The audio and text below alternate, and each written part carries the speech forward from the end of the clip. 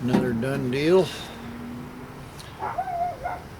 I don't mean to give anybody a philosophy lesson, but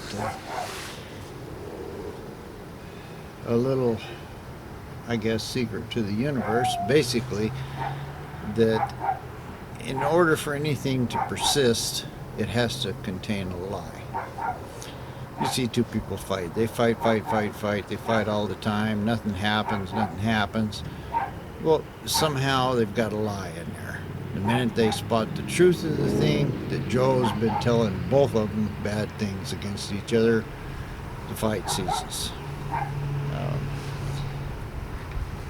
The reason this works, and if you don't want to listen to this, don't listen to it. But the law that keeps space stretched.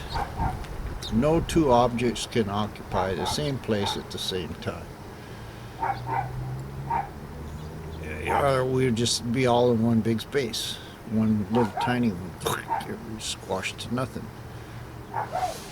So, whenever you got two things going on here, one, when you got a dent, a crunch, a crash, whatever, there was an exact force that caused that.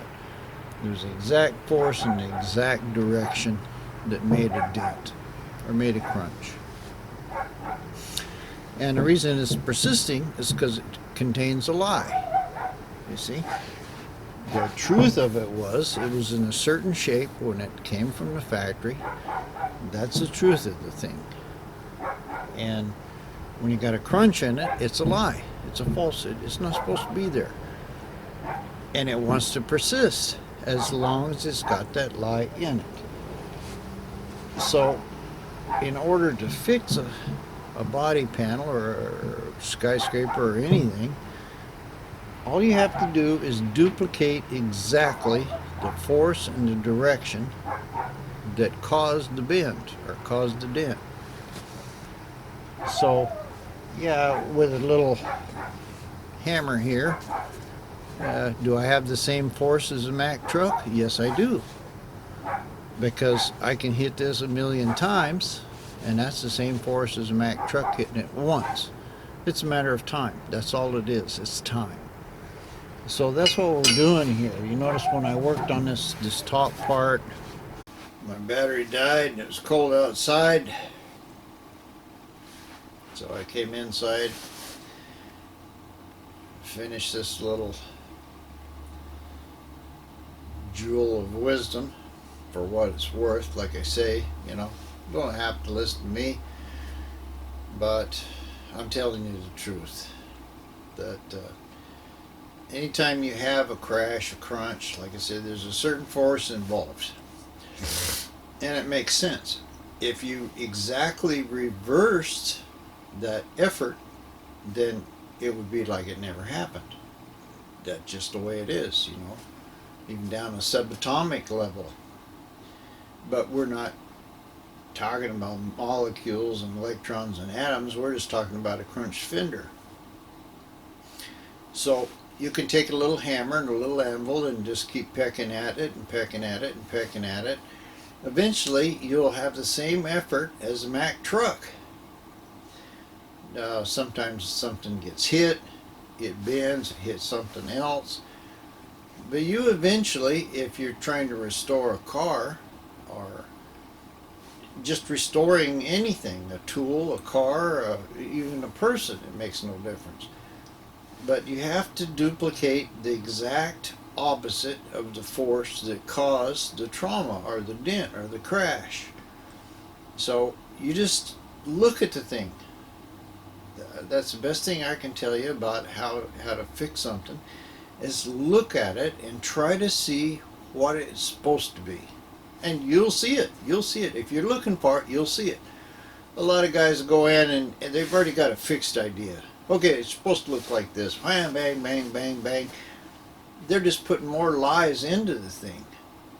They're trying to get it to look like what they think it should look like.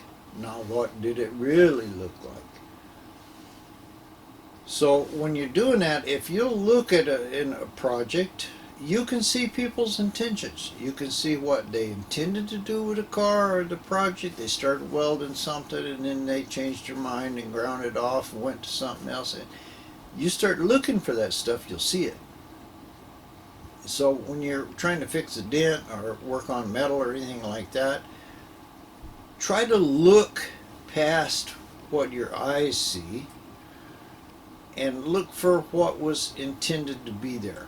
What did it originally look like? If you have to go all the way back through to the designer before it went to the factory, and what did the designer want? You know, it didn't come out exactly the way he wanted it either. But if you just look, that's the best thing I can tell you. Look at the stuff and try to see, not just with your eyes, but what was the original intention? What was the original shape of this thing? If you notice that one corner was all bent in and it looked like, well, the way to fix that is to just pound it out and twist it, you know.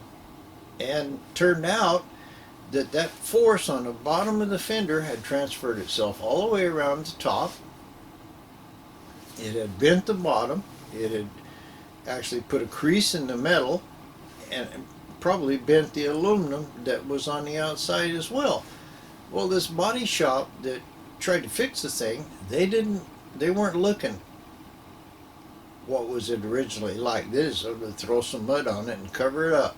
Well, that'll last forever. It'll persist forever because it's got a lie in it. You know, they had a hell of a time selling it probably, and they didn't get it fixed. It was still crooked. It still rattled. It's still everything because they didn't duplicate the effort that caused the accident or caused the crunch in the first place. And if you notice, I spent like 30 minutes, an hour, peg, move this, adjust that, clamp something, do something else. And when I finally got down to where the crunch looked like it was almost gone already. And it was just, you know, a few hits with a hammer and a little bend and put a straight edge on it and shrink a little metal and it was done. But that is why you don't just jump in something and start whacking and pounding on it, you know. Take your time, clean it off, try to figure out what caused this error, this fault in the thing. Where's the lie at? You know, why is this thing persisting? How come that crunch didn't just pop right back out? You know, you start prying on something and it doesn't want to go. It's fighting you. It's telling you right away, no, you're doing something wrong. You know, it shouldn't fight you. It should be trying to go back to its original shape. And if you'll just follow that, look closely. Don't look with your eyes, just look with your knowingness or however you want to put it, and then try to duplicate that effort backwards with a little hammer or, you know, I don't care. You could give me a piece of metal the size of a house and a file, and in 5,000 years I'd probably make you a whole new car. It's just a matter of filing out each part. It'd take a long time. And that's the thing that people get into. They think, oh, it's going to take too much time, we'll do it quick. And it never turns out quick. They got more time trying to fix something than they would have done if they would just fixed it right. So when you're doing something like this, that's the best tip I can give you is go ahead and look at it, try to see what it looked like, and then try to put it back to where it should have been. And the metal will cooperate, the neighbors will come by and say hi and how you doing and having a nice day. Nobody's going to fight you. But if you start adding a bunch more lies into it, hammering and pounding and jerking stuff out and this and that and the other thing, it's going to fight you the whole way because you're not getting the truth of the thing. I know, this is philosophy. Like I said, if you don't want to listen to this, don't listen to it. But it's a good thing to do when you're trying to restore a car or something is look at what it originally was and then try to backwards duplicate the effort that caused the crunch. So I hope you liked this video. I hope you learned something maybe. And if you would, I'd appreciate it if you'd like and subscribe, and we'll try to grow the channel, and you get to listen to a little bit more of my ramblings, I guess you would say. Thanks a lot, guys. Have a nice day. Bye-bye.